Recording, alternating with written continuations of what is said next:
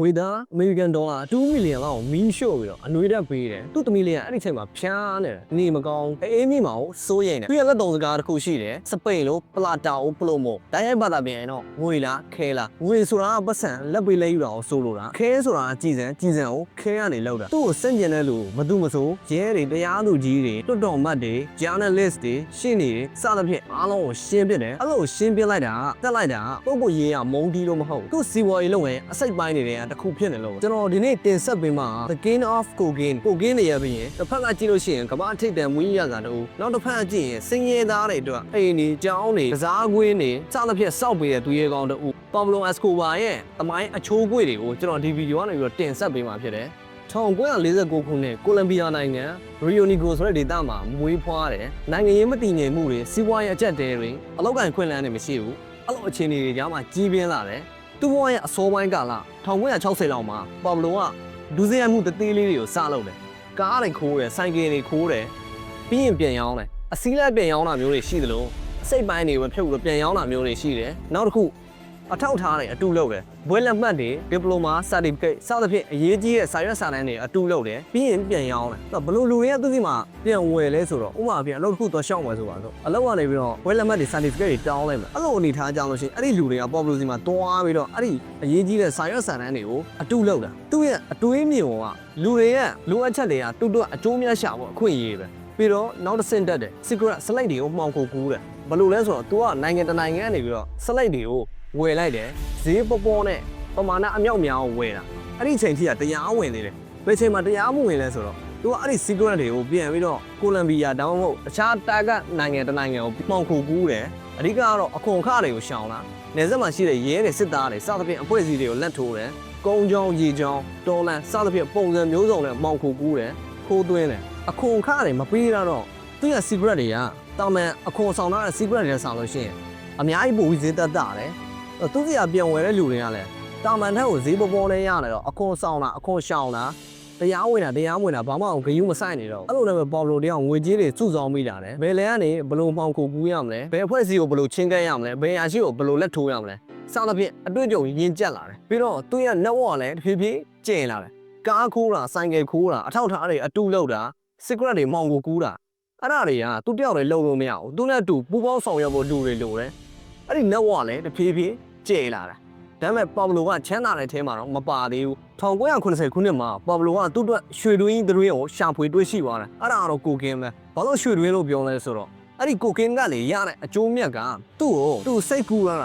ာသူ့ရီမန်းလာတာထက်အစပေါင်းများစွာပို့ပြီးတော့ချမ်းသာသွားစေလို့ပဲ1980လောက်မှာအမေရိကန်ကလူချမ်းသာတွေကကိုကင်းကို night club တွေပျော်ပွဲရှင်ပွဲတွေမှာ party drug အနေနဲ့သုံးစွဲနေကြတယ်သူ့ရဲ့အသွင်ပြင်ကတန့်ရှင်းတယ်ဆွဲဆောင်မှုရှိတယ်အထက်တန်းဆန့်တယ်1ကီလိုဒေါ်လာ6000လောက်ထိပေါက်ဈေးရှိတယ်ပါဘလိုကသူ့ရဲ့အဆက်အသွယ်တွေကျန်တဲ့တစ်ဆင့်အဲ့ဒါကိုသိရတယ်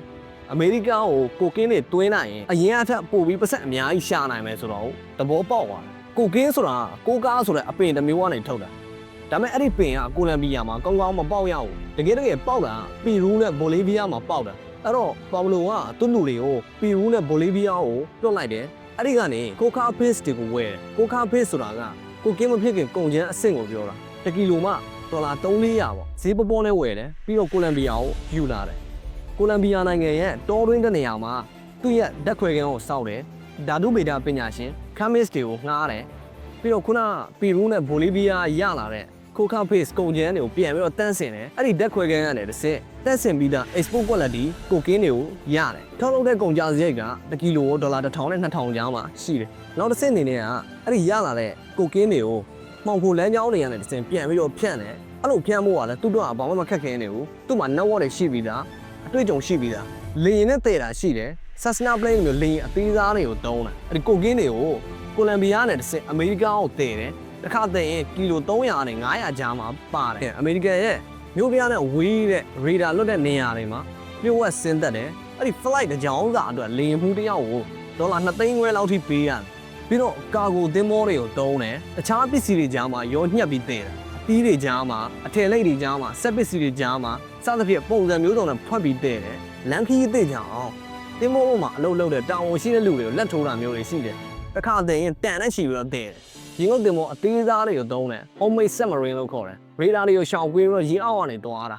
တခါတည်း10တန်လောက်ပါတယ်ကိုလံဘီယာနဲ့တစ်ဆင့်မက္ကဆီကိုဒါမှမဟုတ်အမေရိကကိုပို့တယ်လက်ဆွဲစုကစ်တွေထဲမှာဖွက်ပြီးတော့တည်တာရှိတယ်ပြီးတော့ကားရဲ့ကိုတယ်ပေါ့ဗမာတို့လိုနေရာမျိုးတကားတို့လိုနေရာမျိုးအတွင်းထဲမှာဖွက်ပြီးတော့တည်တာမျိုးတွေရှိတယ်ပြီးတော့ news တွေကိုတုံးတယ်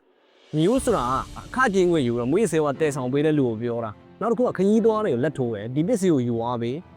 ပတ်စံဘလောက်ပေးတယ်ဆိုတာမျိုးစောင့်ပြပုံစံမျိုးစုံနဲ့ဖြန့်ပြူးတယ်တည်တယ်နောက်ဆုံးတစ်ခုကသူ့ရဲ့စကားပုံအတိုင်းဌာနဆိုင်ရာတွေကိုလက်ထိုးတာအကောင့်ခွင့်ရရှိတွေလေစိတ်ဝန်ထမ်းတွေရဲတွေစစ်သားတွေတရားသူကြီးတွေနိုင်ငံရေးသမားတွေစသဖြင့်အားလုံးကိုလက်ထိုးတယ်ပလာတာအိုဘလိုမို့လက်ငွေကိုယူမလားအသေးခံမလားဆိုတော့အဲ့ဒီလက်ထိုးတာကသူ့ရဲ့လုပ်ငန်းစဉ်တွေအားလုံးကိုချောချောချွတ်လက်ပတ်နိုင်မှုအဓိကအကြောင်းရင်းလည်းဖြစ်တယ်နောက်တစ်ခုကတိုက်ခိုက်ရေးသမားတွေကိုငှားထားတယ်သူ့ကိုတစ္ဆာရှိမဲ့လူငယ်တွေအယောက်ရာနဲ့ချီပြီးရှိတယ်လက်နက်ပြည့်စုံတက်ဆင့်ပေးရတယ်အသက်14နှစ်ကနေ25နှစ်ကြာလူငယ်တွေအဲ့ဒီလူငယ်တွေကဘာလို့အခြေချတဲ့ဒီ Medellin မြို့ရဲ့စင်ချေဘုံရက်ကွက်ကလူငယ်လေးတွေ1990 1980လောက်မှာ Medellin မြို့နာကိုထောင်ပေါင်းများစွာသောမိသားစုတွေကပြောင်းရွှေ့လာကြတာဘာလို့လဲဆိုတော့သူတို့နေထိုင်တဲ့ကြီးလက်ဒေတာကပြိပခတွေကြောင့်သူတို့လက်လုံခြုံမှုရှိမဲ့ Medellin မြို့နာကိုပြောင်းရွှေ့လာတယ် Medellin မြို့အနီးနားကတောင်ကုန်းတွေပေါ်မှာတဲလေးတွေထိုးပြီးနေကြတယ်မျက်စိမီမရှိဘူးတောင်းတုံးရင်မရှိဘူးစာတင်ကြောင်းလည်းမရှိဘူးကိုလံဘီယာအစိုးရလည်းသူတို့လိလူရှုလာပြန်တယ်အခက်ခဲအကျက်တဲတွေကြားမှာရှင်သန်နေထိုင်ကြရတယ်ခုနကတိုက်ခိုက်ရေးသမားလူငယ်လေးတွေကအဲ့ဒီ Medellin မြို့ရဲ့တောင်ကုန်းတွေပေါ်မှာရှိတဲ့တဲလေးတွေပေါ်မှာနေထိုင်တဲ့လူငယ်လေးတွေအလောက်ကအခွင့်အလမ်းတွေရှားပါတယ်ကလေးတွေကမှကြောင်းထွက်ပြီးအလောက်ထွက်လို့ရတဲ့အနေထားအဲ့လိုအနေထားမှာအဲ့ဒီလူငယ်လေးတွေကပေါပလိုရဲ့ဂိုင်းကိုဝင်ကြွားကြတယ်ပေါပလိုကသူတို့အလောက်ကအခွင့်အလမ်းတွေကိုဖန်တီးပေးတယ်လူတယောက်ကိုရှင်းလာရင်$900နဲ့2000ကြားပေးတယ်အဲ့ဒီငွေပမာဏကစင်ကြေုံရက်ကွက်ကလူငယ်လေးတွေအတွက်တော့တကယ်ကိုများတဲ့ငွေပမာဏပဲအဲ့ဒီလူငယ်လေးတွေကတယောက်ယောက်ကဖမ်းကန်ထိသွားတာဒါမှမဟုတ်အသက်ခံလိုက်ရတာအဲ့လိုအနေထားတွေမှာပေါပလိုကကျန်ခဲ့တဲ့မိသားစုကိုပြန်ပြီးတော့ထောက်ပံ့တယ်စောင့်ရှောက်တယ်သူကသူ့ရဲ့ကိုယ်ပိုင်လက်နက်ကန်ဖွဲ့စည်းတစ်ခုကိုတိစောက်လာတယ်လို့လည်းပြောလို့ရတယ်ပြီးတော့စုကြည်စနစ်တွေကိုစနစ်တကျတိစောက်လာတယ်ဒီ small job ဒီတည်င်းပေးတာမျိုးတို့ cooking package တွေကိုတနေရာနဲ့တနေရာအောင်ရွှေ့ပေးတာမျိုးတို့အဲ့လိုမျိုးတွေမှာပေါပလိုကချက်ချင်းပတ်စံထုတ်ပေးတယ်လည်းပို့ကြည့်တဲ့အလုပ်တွေချင်းချောက်တာမျိုးတို့တက်ဖြတ်တာမျိုးတို့အဲ့လိုမျိုးတွေကြာရင်$ရာနဲ့1000နဲ့ချီပြီးတော့ချက်ချင်းထုတ်ပေးတယ်ဒီစင်ကြီးဘုံရက်ကွက်ကလူငယ်လေးတွေကပေါပလိုရဲ့မူးယစ်ကိုင်းအတွက်စစ်သားတွေဖြစ်လာတယ်ဩဇာအာဏာအကျိုးမြတ်နဲ့အကြောက်တရားတွေတော့အတုံးလုံးကန်တွေဖြစ်လာတယ်စင်းရဲချက်တွေက။အလောက်ကန်ခွင့်လန်းတွေရှားပါတာလူနေပူပွားတွေမလုံးကြုံလား။အဲ့ဒီနေသားတွေကအဲ့ဒီလူငယ်လေးတွေကိုအသက်နဲ့ရင်းပြီးတော့စွန့်စားရရင်တော့မမှုတော့တဲ့အနေထားကိုရောက်အောင်တွန်းပိုးလိုက်တယ်။အဓိကအကြောင်းရင်းပဲ။ပေါပလိုကအဲ့ဒါကိုအတုံးချပြီးတော့ကောင်းကောင်းကြီးအမျက်ထုတ်သွားနိုင်ရတယ်။အဲ့ဒီမူရကန်ကလူငယ်လေးတွေတို့ကပတ်စံရှာဖို့အခွင့်အာဏာရဖို့နဲ့သူတို့ရဲ့ဘဝတွေကိုချေချောင်းလဲလဲပတ်နိုင်ဖို့အတွက်တခုတည်းသောရွေးချယ်ရာဖြစ်လာတယ်။သူတို့ရဲ့အဓိကလုပ်တွေကဒီမူရကန်တို့အနှောက်အယှက်ဖြစ်စေတဲ့ရဲတွေတရားသူကြီးတွေလွတ်တော်မှတ်တွေစသဖြင့်အဲ့လိုလူမျိုးတွေကိုရှင်းပြရတာဆိုတော့အဲ့ဒီထဲမှာလင်းရင်ဘုံခွဲတာမျိုးတွေအပြင်ကိုလံဘီယာအစိုးရနဲ့စစ်ခင်းရတာတွေအထိပါပါတယ်ပေါပလိုကအဲ့ဒီမူရကန်ကနေ$ဘီလီယံပေါင်းများစွာရှာနိုင်ခဲ့တယ်ဘယ်လောက်တော့များလဲဆိုလို့ရှိရင်ကိုတော်ကြီးတွေစောက်ပြီးတော့ပတ်စံတွေကိုဖွက်ရလောက်တဲ့အနေထားအထိကိုများတယ်အဲ့ဒီ cash ဝေသားတွေကိုတင်စီရတာသူတို့ကအခက်အခဲတစ်ခုဖြစ်လာတယ်ကြွက်ကြိုက်တာမှု့ဆွဲတာရေထိပြီးတုံးမရတော့တာအဲ့လိုတဘာဝလျှောက်ပြက်စီဆုံရှုံတဲ့ပမာဏကလည်းဘီလီယံနဲ့ချီပြီးရှိတယ်ဒါပေမဲ့ပေါပလိုကမမှုဘူးဂရုလည်းမစိုက်ဘူးပတ်စံကသူ့အတွက်မလုံလောက်တော့ဘူးသူ့အတွက်ဂုံတိတ်ခအပြင်လူလေးစားတော့မှခံကျင်လာတယ်သူ့ကိုယ်သူဒုစရိုက်သမားတယောက်အနေနဲ့လူတွေကိုမမြင်စေချင်ဘူးခေါင်းဆောင်တယောက်အနေနဲ့မြင်စေချင်တယ်အဲ့တော့ပေါပလိုကသူ့ကိုယ်သူ rebranding ပြန်လုပ်တယ်ပထမကျွန်တော်ပြောခဲ့တဲ့ Medellin မြို့နာကိုရွှေ့ပြောင်းခြေချနေထိုင်တဲ့ကျူးကျော်ရက်ကွက်လေးကသူ့အတွက်တားဂက်ဖြစ်လာတယ်အဲ့ဒီကျူးကျော်ရက်ကွက်လေးကကိုလံဘီယာအစိုးရရဲ့လစ်လူရှုတာကိုခံထားရတာဆိုတော့ပေါပလိုအက်စကိုဘာကအဲ့ဒီကျူးကျော်ရက်ကွက်အတွက်အိမ်တွေစောင့်ပေးတယ်ဘယ်ရီယိုပေါပလိုအက်စကိုဘာဆိုတဲ့စီမံကိန်းအိမ်ကြီးအလုံး450ပါဝင်တယ်အိမ်တစ်လုံးချင်းစီမှာအမိုးကလုံးလုံးကြုံနဲ့ပြည့်စင်မီတောက်တုံးကြီးပါဝင်ပြီးသားဖြစ်တယ်ဆိုတော့အဲ့ဒီ project ကအဲ့ဒီစီမံကိန်းကအဲ့ဒီမိသားစုတွေရဲ့ဘဝတွေကိုအများကြီးလွယ်ကူချောမွေ့သွားစေခဲ့တယ်ဆိုတော့ပေါပလိုအက်စကိုဘာကအဲ့ဒီမိသားစုတွေကိုဂုံသိက္ခာပေးတဲ့တူတဲတို့သူဖြစ်လာတယ်ပေါပလိုကမကြာခဏဆိုသလိုအဲ့ဒီစင်ဂျီဝုံရက်ကွက်ကိုတွားပြီးတော့ငွေကြေးထောက်ပံ့တာမျိုးတွေရှိတယ်အမေရိကန်ဒေါ်လာတွေကိုစားအိတ်ထဲထည့်ပြီးတော့တအိမ်တက်တအိမ်စင်းလိုက်ပေးတာမျိုးတွေရှိတယ်ပြီးတော့အဲ့ဒီကျူးကျော်ရက်ကွက်ကကလေးငယ်လေးတွေကိုစကောလာရှစ်ပေးတာမျိုးတွေရှိတယ်ကစားကွင်းတွေစောင့်ပေးတယ်ဘောလုံးကွင်းတွေပါချက်ကြောင်းတွေပြင်ဆင်မိုးမှန်တဲ့နေရာမှာငွေကြေးထဲဝင်တယ်စသဖြင့်ပေးကမ်းစွန့်ကြဲမှုတွေရောအတုံးပြုပြီးတော့က သူ့ရဲ့ image ကိုနှစ်တင်လဲ rebranding ပြန်လုပ်တယ် Medellin မြို့ကျူးကျော်ရက်ကွက်ကစင်းရဲသားတွေအတွက်ကတော့ Pablo ကသူရဲကောင်းလို့ဦးပဲအမှန်တကယ်ကတော့အဲ့ဒီပေးကမ်းစွန့်ကြဲမှုတွေအားလုံးဟာအမှန်တကယ်စေတနာရှိလို့ဆိုတာထက်နိုင်ငံရေးရယင်းနှိမ့်မြုံနှံမှုတစ်ခုပဲ Pablo ကအဲ့ဒီစင်းရဲသားတွေစီက royalty တစ္ဆာတရားကိုငွေကြီးနဲ့ဝယ်လိုက်တာတက်တက်ပဲအဲ့တော့စင်းရဲသားတွေက Pablo ကိုပုံစံမျိုးစုံနဲ့ support လုပ်တယ်အကာအကွယ်ပေးကြတယ်1982ခုနှစ်မှာ Pablo က Liberal Party ကနေတစ်ဆင့်ရွေးကောက်ခံရတယ် Liberal Party ဆိုတာကဒီကိုလံဘီယာနိုင်ငံရဲ့နိုင်ငံရေးပါတီကြီးတွေတဲ့တစ်ခုပဲသူ့ကိုစန့်ကျင်တဲ့လူတချို့ကသူ့ရဲ့တရုတ်မှန်ကိုစတင်ပြီးထုတ်ဖော်ပြောဆိုလာကြတာကိုလံဘီယာနိုင်ငံရဲ့တရားရေးဝန်ကြီးပေါ့လာရာဘိုနီလာကသူ့လွှတ်တော်ထဲမှာလွှတ်တော်မဲရောင်ဆောင်တဲ့မူရင်းရစာဆိုပြီးလူသိရှင်ညာရှုတ်ချတယ် Pablo ကအဲ့ဒါကိုဘယ်လုံးမှတီးမခန့်တာဘူးအဲ့တော့1984ခုနှစ်ဧပြီလ30ရက်နေ့မှာလာရာဘိုနီလာက Pablo ရဲ့လုံခြံတက်ဖြတ်တာကိုခံရတယ်အဲ့ဒီလုံခြံတက်ဖြတ်မှုကဒီ Pablo နဲ့ကိုလံဘီယာအစိုးရတဲ့ဂျားကစစ်ပွဲအစလည်းဖြစ်တယ်သူ့ရဲ့အမိတ်ပေးမှုအောက်မှာရှိတဲ့တိုက်ခိုက်ရေးသမားယာနဲ့ချီရှိတယ်သူ့ကိုစန့်ကျင်တဲ့တရားသူကြီးတွေပြစ်ဒဏ်ခံရတယ်သူ့ကြောင့်အမှန်တရားရေးတဲ့ journalist တွေလုံခြံခံရတယ်သူ့ရဲ့လက်ငွေကိုစန့်ကျင်တဲ့ရဲရာရှိတယ်တယောက်ကိုတတ်နိုင်လို့ရှိရင်ဒေါ်လာ1000နှုန်းနဲ့သူ့ရဲ့တိုက်ခိုက်ရေးသမားတွေကိုစုချတယ်ဆိုလူတက်တာက Pablo တို့ကဘာမှထူးထူးဆန်းဆန်းမဟုတ်နေဘူးသူ့ရဲ့တာမန်လုပ်ငန်းစဉ်တွေတဲ့တစ်ခုပဲအဲ့လိုမျိုးသူလိုချင်တဲ့လူတွေကိုပဲ target ထားပြီးတက်တာမျိုးလားဆိုတော့မဟုတ်ပြန်ဘူးလူသူထူထပ်တဲ့နေရာတွေမှာကားဘုံခွဲပစ်တာမျိုးအစိုးရအဆောက်အဦတွေကိုဖောက်ခွဲပျက်စီးပစ်တာမျိုးလင်းရစီးလိုက်ကိုဘုံခွဲပစ်တာမျိုးစသဖြင့်မဆိုင်တဲ့သူတွေကိုပါတေးစေတာမျိုးအဲ့လိုနဲ့သူကြောင့်အသက်ဆုံးရှုံးလိုက်ရတဲ့လူပေါင်း4000ကျော်ရှိတယ်နောက်တစ်ခုက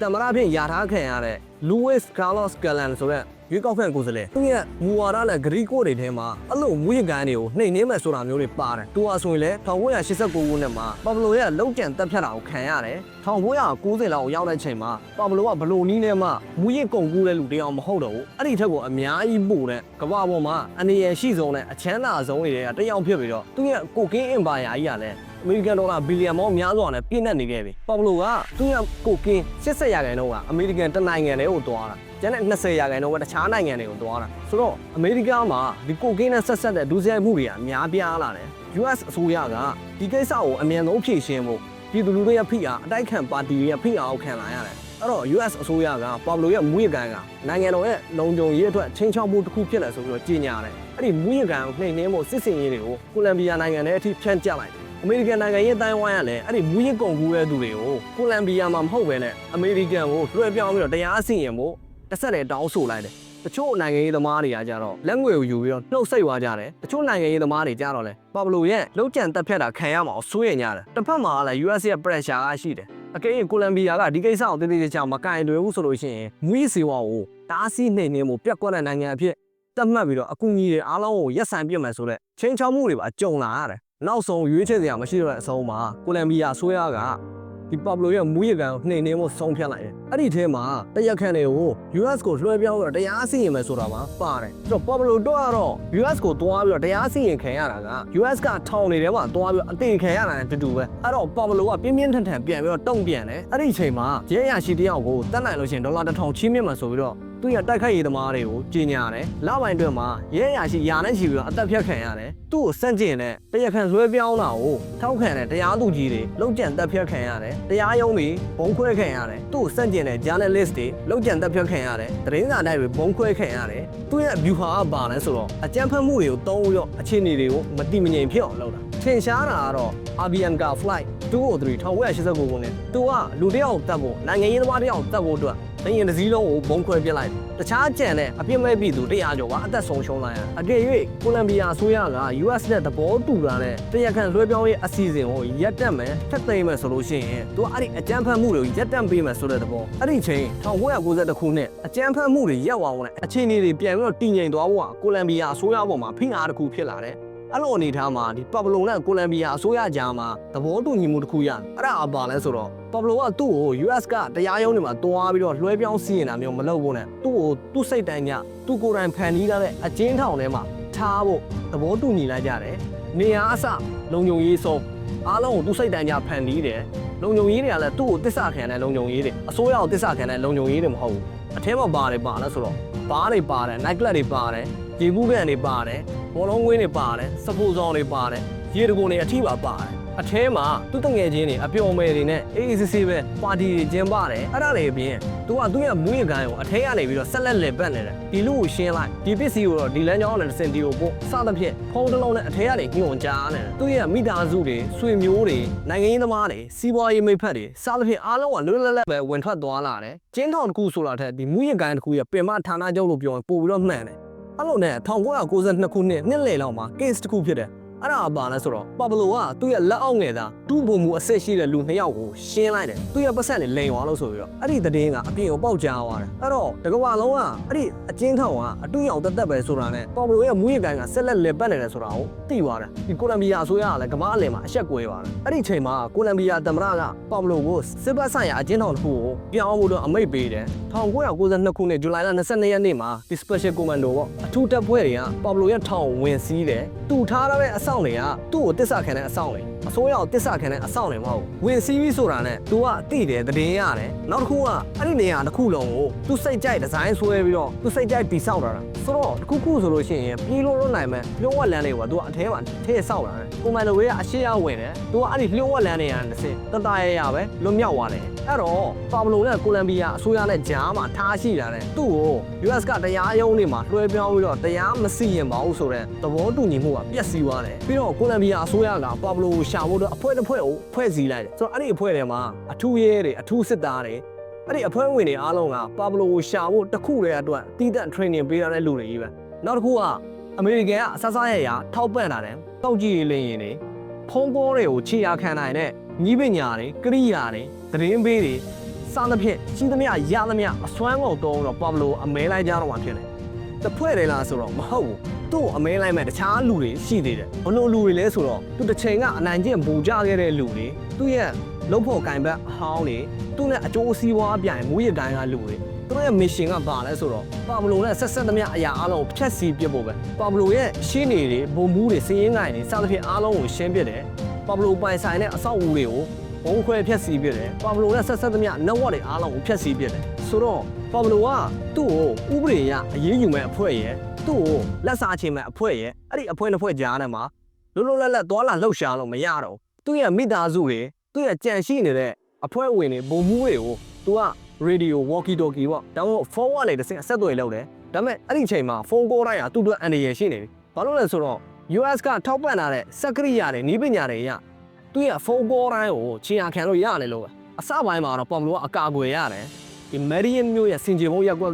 ကသူ့ကိုထောက်ခံတဲ့လူတစုတည်တံရှိတယ်သူတို့တွေကပေါ်မလို့အကာအကွယ်ပေးကြတယ်နောက်ပိုင်းဒီကားဘုံခွဲတာတွေလေရင်ဘုံခွဲတာတွေအဲ့လိုအခြေအနေတွေကိုမတည်ငြိမ်အောင်လုပ်ပြီးတဲ့နောက်ပိုင်းမှာလူတို့ရဲ့ယုံကြည်မှုကပြတ်ပြားသွားတယ်ဆိုတော့တစ်ဖက်မှာလည်းသူ့ကိုလက်စားချင်မဲ့အဖွဲ့အားရှိတယ်အဲ့ဒီဖွဲ့ကဒီပေါ်မလို့အကာအကွယ်ပေးတဲ့လူတွေကရှင်းပြတာဆိုတော့ဘယ်သူမှသူ့ကိုအကာအကွယ်မပေးရဲကြတော့တယ်လို့ဘယ်သူမှလည်းအကာအကွယ်မပေးချင်ကြတော့အဲ့လိုနဲ့ပေါ်မလို့တယောက်ပေါ်အောင်ပြီးနေလာတာ16လလောက်ကြာလာတယ်ဒီနေ့ဒီဇင်ဘာလ2ရက်နေ့1993ခုနှစ်ပေါ်မလို့သူ့သားစီကိုဖုံးဆက်တယ်အကြောင်းရင်းကပါလဲဆိုတော့သူ့ရဲ့မိသားစုကိုအခြားနိုင်ငံတစ်နိုင်ငံကိုရွှေ့ဖို့နဲ့သူ့မိသားစုအခြေအနေဘယ်လိုရှိတယ်ဆိုတော့သိချင်တာလည်းပါတယ်ပေါ်မလို့ကသူ့သားနဲ့ဖုန်းပြောတာမှတ်တမ်းတွေကအချိန်9မိနစ်နဲ့10မိနစ်ကြာမှရှိတယ်အဲ့ဒီအချိန်ပမာဏက US ကထောက်ပံ့လာတဲ့နည်းပညာတွေကရိယာတွေရသူ့ရဲ့ location ကိုခြေရာခံနိုင်မှုလုံလောက်တဲ့အချိန်ပမာဏပဲ location ကိုရတာနဲ့အထူးတပ်ဖွဲ့တွေက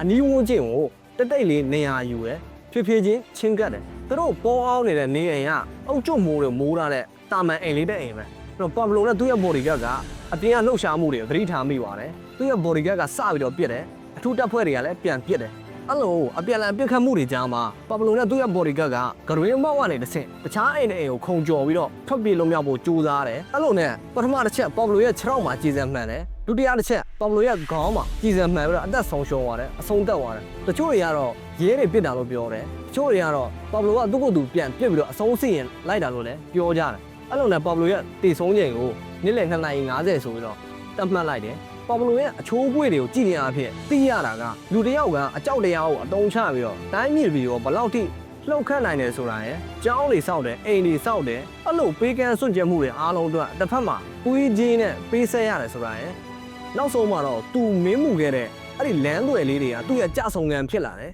ပေါ်မလို့ရဲ့တည်ဆုံးမှုကမူးရဲ့ကုန်ကူးမှုတွေကိုအဆုံးသက်သွားစေတာတော့မဟုတ်ဘူးတခြားမူးရဲ့ကန်သေးသေးလေးတွေကသူ့နေရာမှာအစားထိုးဝင်ရောက်လာတယ် အကျင့်ပြတ်ချစားမှုတွေအကြမ်းဖက်မှုတွေကကိုလံဘီယာနိုင်ငံရဲ့တရားရေးစနစ်တစ်ခုလုံးကိုလှုပ်ခတ်သွားစေခဲ့တယ်ဆိုတော့